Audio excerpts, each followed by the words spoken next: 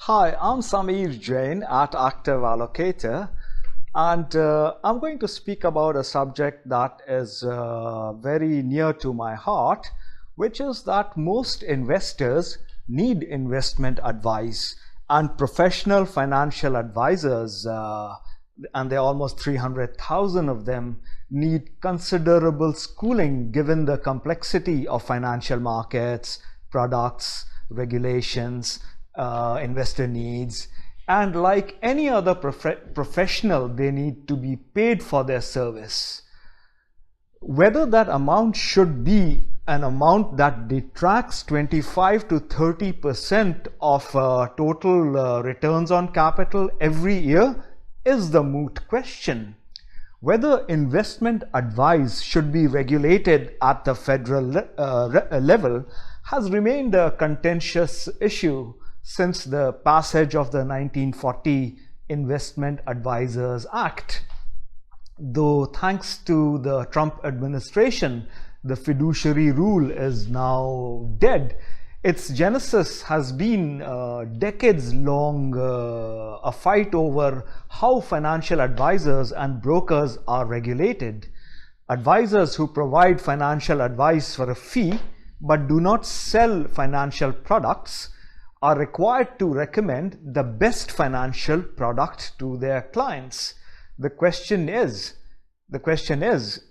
of equivalence. If the cost of that advice is equivalent to the cost of commissions that such a financial advisor would make. But brokers who buy and sell stocks and bonds for their investors are only required to recommend suitable products if their advice is solely incidental to their service as a broker. And the Department of Labor's rule would have elevated all professionals who work with retirement plans, brokers, to the level of a fiduciary.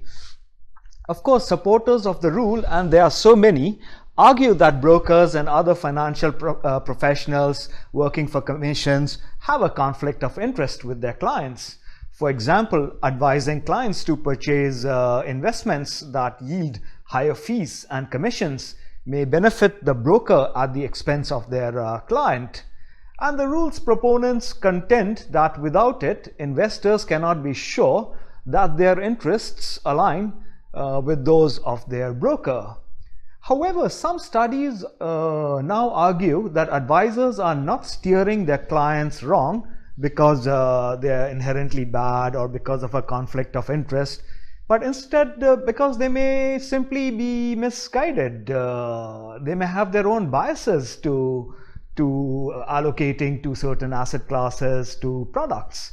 So perhaps investors should be worried about the advice that they receive from their advisor, not because the advisor is trying to con them, but because the advisor herself may be biased. So requiring an advisor to provide their clients with best records, the question is, what exactly is best if the advisor's own perceptions are, say, misguided? So the financial services industry is undergoing a transformation. Technology is enabling financial institutions and startups like our firm, Active Allocator, to reach underserved communities, to lower the cost of banking and investing, and also, of course, to increase access to capital. So even in financial advice, Active Allocator is a pretty good example of a technology innovation that helps you figure out how good a job your financial advisor is doing for you, not historic, but what he or she is likely to do in the future. Right now, there's no way to figure out whether your financial advisor is good, bad, or ugly. So we say, trust your financial advisor if you want to, but cross-check with Active Allocator. How else would you know if there is a bias or there is an inherent conflict of interest? So treat us as a second opinion, if you may. Thank you so much for listening in. Bye-bye.